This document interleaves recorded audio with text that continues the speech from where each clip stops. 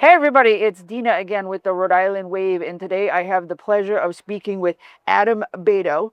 And Adam is a financial advisor, and you work with Northwestern Mutual. Correct. All right, and you've been doing this for quite a while. 7.5 years. 7.5 years. Now, you have to be credentialed to do that job, right?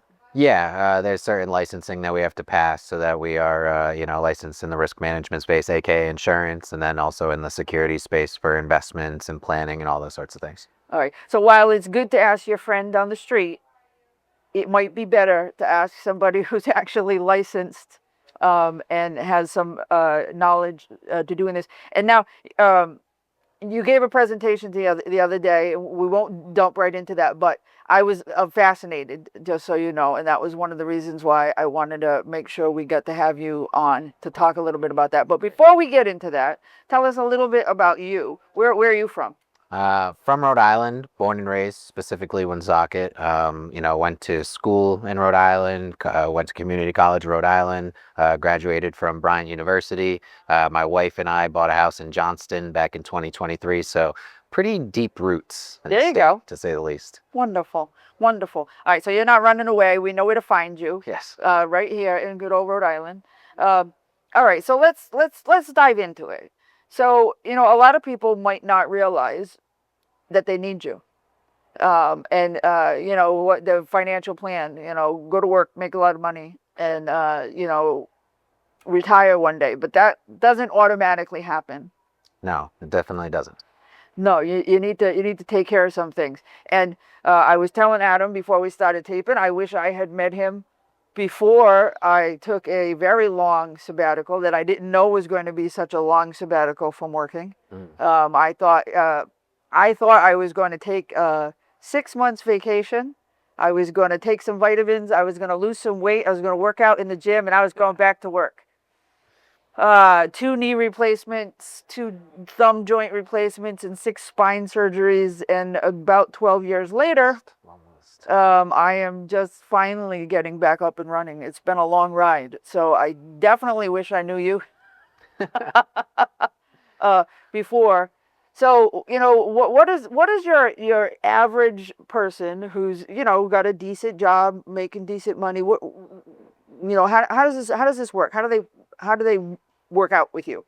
Yeah, I think one thing just to bring back what you said earlier is the misconception of, oh, I don't have enough money to use a financial planner, or I don't know if I would get anything out of it. I'm from a family of a teacher and a carpenter, so it's not like I grew up in a house where we had a financial advisor. My parents didn't meet with an advisor every single year to go over the stuff that they were doing, which was kind of eye-opening to me when I got into the industry. I don't know if there's necessarily an average person, just because, everyone's life is just so very, very different.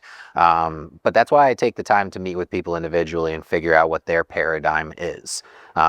Some people, the most important thing for them is being able to live comfortable in retirement. And, living comfortable can be going on a cruise ship and partying up all the time, or it could just be being more of a homebody, hanging out at your house and enjoying the little things in life. So, it is difficult to say what's more specific there.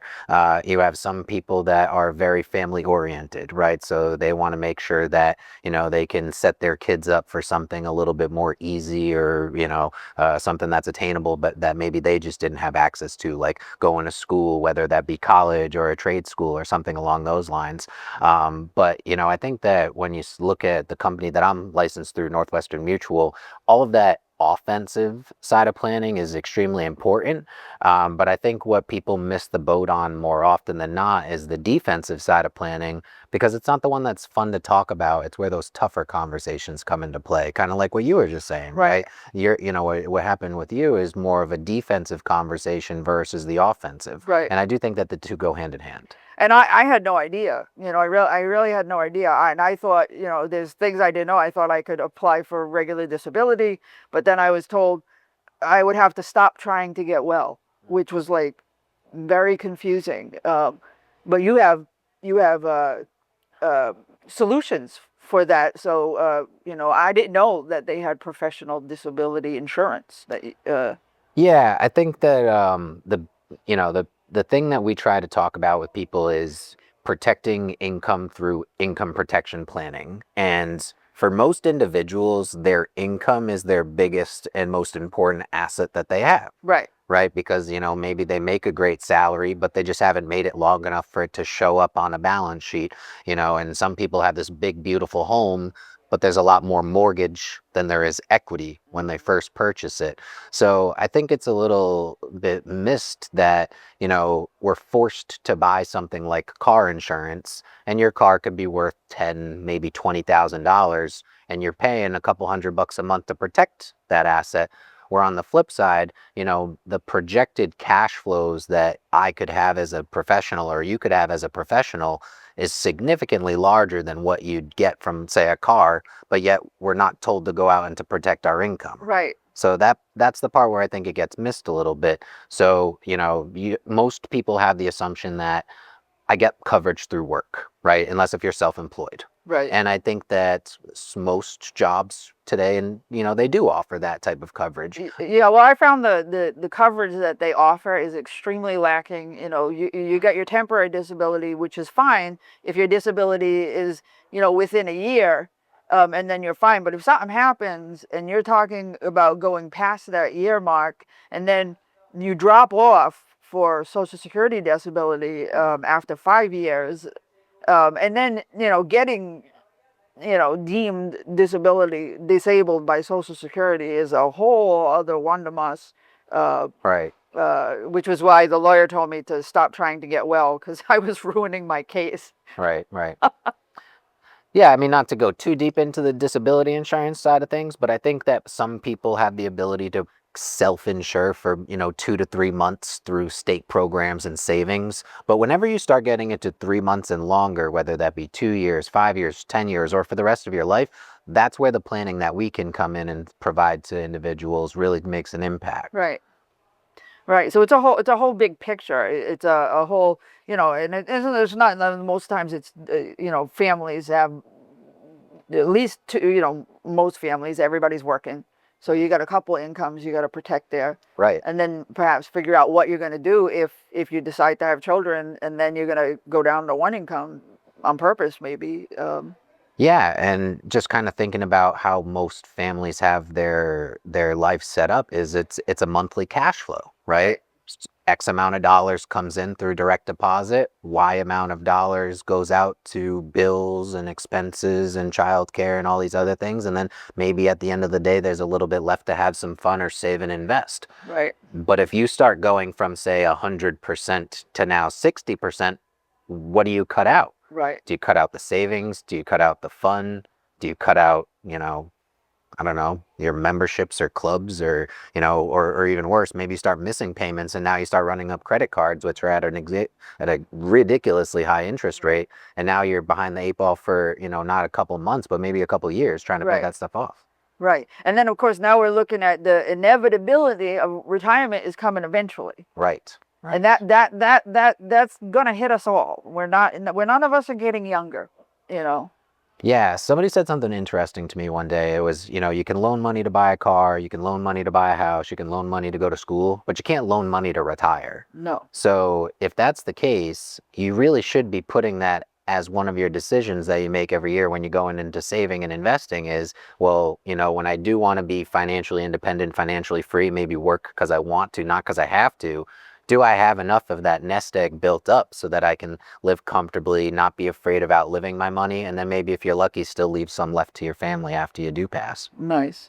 Is there like a formula? Do you suggest, so if this is 100% of the income, is there a formula where you suggest a certain amount maybe goes into that? Of course, every situation is a little bit different, so you can't have a cookie cutter plan. But if you're trying to look at just like the basic bare bones, 60% of your income's going towards your fixed costs. Right. 20% of your income is saved and invested so that you can retire in the future. And then the remaining 20% is what we call fun money. Right. You can go out. You got to have fun. Do what you like, right? So you have the energy to go to work on Monday. That's the big thing. So 60, 20, 20 is, and I think that's pretty widely used. But like I said, not everybody has the luxury to set themselves up like that. And for you personally, I heard you say something about Northeastern Mutual is like the main company that you work for, but you are also a broker, so you can you can move things around. Yeah, so the way that my business is set up is I'm licensed through Northwestern Mutual. My division is called the Tri-Harbor Group, which is a combination of New York, Providence, and Boston. I have my own practice. I'm licensed through that company, which means I have access to their, AAA rated insurance products, but I can go out and shop around to other companies if need be. On the investments side of the world, Northwestern doesn't have their own funds, so we're using all of the other big players when it comes to, diversification and designing a portfolio and maybe giving somebody an IRA or a Roth or something along those lines. So I think that's the reason why Northwestern's a great partner for me, is because I'm never being pigeonholed into doing one thing or the other. It's kind of, I have this open playbook and I get to pick and choose as to what I want to use based on, what the client wants / needs, and then, what I think is going to be good for them, not only, 5 months down the road, but maybe 5 years down the road or 50 years down the road. Wonderful. So now just so say I'm newly married and we both have income, and now we're gonna come to you and we're gonna sit down. How do I find you? So, I'm very, very present on LinkedIn, Facebook. Of course, I have the business line. You can always reach me there, email. But I'd say that the majority of my clients nowadays come from word of mouth. I do work with an individual, a family, a business, and then I start getting introduced to people from their network. But I have my own personal site. I'd say the easiest way to get in touch with me is, the phone number, 401-457-2934.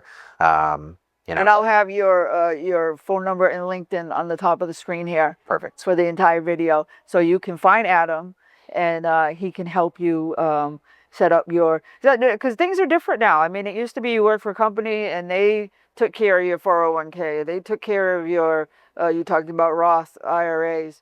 That's not always the case now. You're getting 100% of your income, but there's no big brother trying to make sure you're okay to retire. Yeah, the way that we word it with individuals when we're trying to, I think a lot of people understand that maybe their parents or their grandparents retired with a pension and a strong social security system. And unfortunately, all these big companies, what they do, they nixed the pension plans, which is why most individuals don't work for the same company for 30 years anymore. Right. They switch jobs. So what those large business owners did was they took the risk from their own back and then they put it onto the back of us, right? Right. The workers. So, transferring risk is a big part of my job. Right. The risk of retirement and you and me living a long life got Right. moved from these, typically wealthy business owners onto the backs of, their workers. I think of that for 401k planning, retirement planning, as the same way I do for insurance. When you're talking about things like disability insurance or life insurance, the whole idea is to take that weight of the risk off of your back and put it onto the insurance company's balance sheet instead. Oh, so we've got another person we can put on this. But we got to be a little responsible. So it's a wonderful thing that if you're in the gig economy and you can work a couple years there and a couple years there, or you can be self-employed. But it's really important that we have someone like you who we can come to and say, okay, here, take 10%, 20% of my money and put it somewhere. So when I get older, and we're all getting older.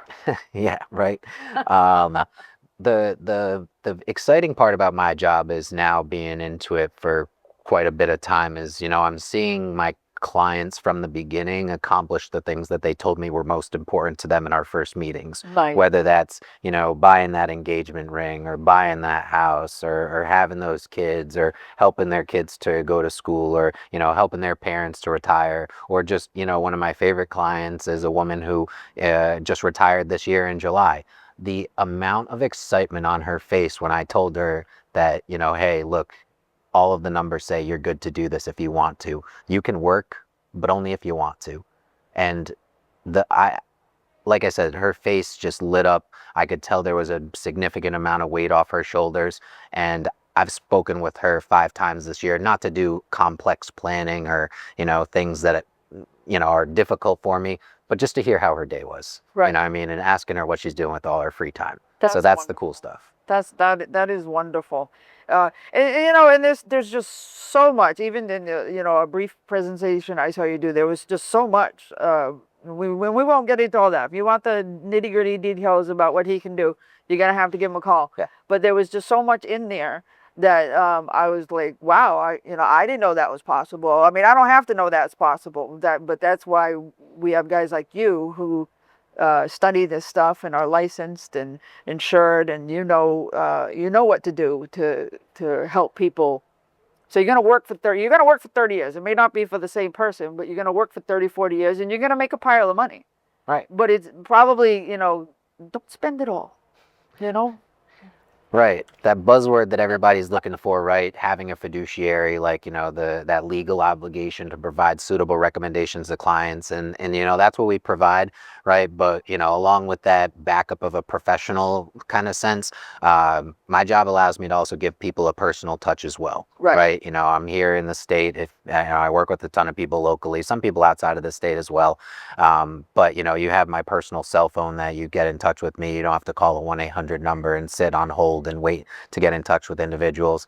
And sometimes life happens, right? There's times where you lose your job due to an injury or something happens and, one of the spouses is out of work. We can have a solution that and, make people feel a little bit more confident about taking a step back from the hustle and bustle of their job to focus on maybe what's more, important to them and present to them, like Right. family or personal things. Right. It's been a pleasure talking to you. Call Adam and have him go over your financial situation. And everybody has a financial situation. We should not be in denial of having a financial situation. If you're working and you got a decent job and you're making a little bit of money and you're alive, you're eventually going to get old and want to retire. And That's true. Adam's your guy. Thank you so much, Dee. Appreciate it. Thank you.